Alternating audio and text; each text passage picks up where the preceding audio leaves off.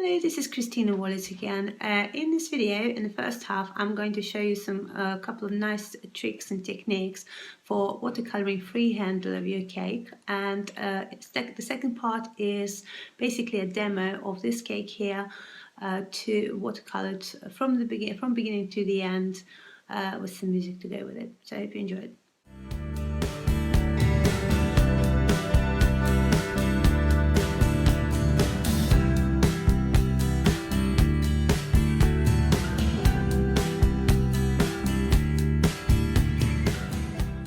A good idea if you want to do a freehand watercolor on cakes would be to do a bit of watercolor doodling on the side and a piece of fondant. And then once you're done, got your creative juices flowing, use a pro gel or sugar flare or any other gel with a bit of vodka, take it in baby steps. And the white brush is my favorite, is a man-made brush and it's very durable. You could wipe it and you see the original color going and you can mix it. Sometimes I use the same brush throughout the whole project. Obviously man-made is good for finer ends. See, I wipe it and it's gone and I just change the color. And now I tend to use the same brush for all of my reds and the other one for all the greens. Now this was the first shape I was going to do. Keep all your petals separate so they don't run into each other, and when it's a real cake as opposed to a piece of fondant rolled out as now, the gravity tends to work in your favor actually. So here I have my pinks and I also have my my greens and my palette there, and this is the outline for another flower that hides behind the first one. And once the outline is done, I fill it up with a vodka and very nicely give it a different texture inside. So sometimes you might want to, and here I give it a very light outline to repeat this shape, and then I pretty much just play with it. I have an idea what I want to do for my doodling, or for maybe just an idea from a picture you see somewhere.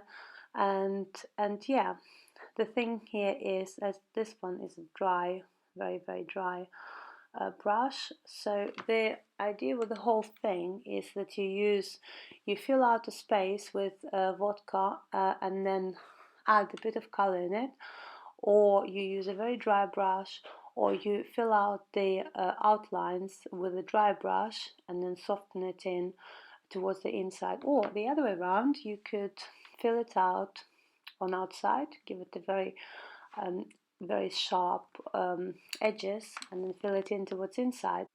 Half the time, or in fact most of the time, you could actually fix it because watercolor is very forgiving, especially on fondant, funnily enough. However, sometimes you might just want to let go if you're brave enough, and if you let go and let it flow into another shape or another kind of a mood, sometimes it brings the most amazing results. But at the end, it is up to you, and it does probably come with a bit of experience and a bit of practice. So just to recoup what we've learned so far, you on a flower like this and many others actually, regardless of the shape, you have a base layer of a petal in very light color, or even just well, light color works best because you can see the shape. You could just use vodka, of course. So then the second layer is a darker shade that flows into the lighter shade on the background. And then the third one is a background made with a very dry brush that's wiped with a G-cloth, and then you could turn it the right way to make the line really thin. And that is the idea. And here I have the kind of dry outline, and then here I'm filling it out with a bit of a wet brush, and it gives you that interesting effect.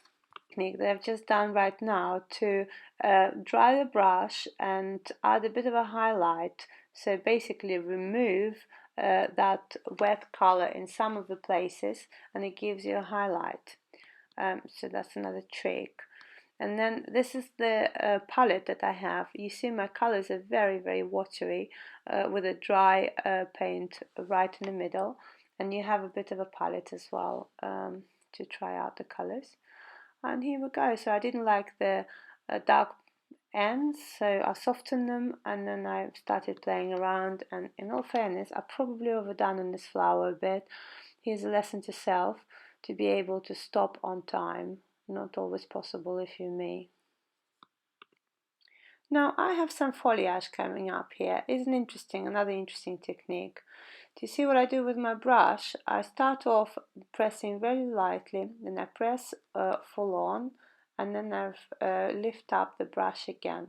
So very lightly, press, lift up, press, lift up, press, lift up, and then just finish it off with the end of a brush. It's a very simple technique, and you could do all kinds of things with it because the color flows really nicely, and you can just start playing around like this, and it might not work as in that leaf, but might work for something else. So different shapes work for different types of foliage, obviously. And then you add a bit of a highlight where that foliage is darker. Now we'll come back to this one. I'm going to show you this effect, and yeah, just trying to soften it up, and it doesn't really go to plan. And this is what I mean, that you sometimes could really save the day with your watercolor, which is probably impossible with most other mediums and cakes, but watercolor is amazing like this. So you go through a step with this flower and it looks a bit rubbish, and then all of a sudden you make it look really fuzzy and great, and then by contrast your foliage is really spiky, and it just makes the flower itself look so much more delicate. And this is it really. This is all I wanted to say. Enough talking. Now I'm going to do a demo of the cake that many of you may have seen on my Instagram account. From the beginning to the end, it's not the same, because freehand, that isn't called freehand for nothing. It allows a bit of freedom. But yeah, I hope you enjoy it. Try to spot the techniques and let me know how you got on. Yeah, it's amazing how differently I actually sound in the middle of the night and in the evening. Now I'm doing this voiceover, this bit of voiceover the next day. Anyway, enjoy my demo.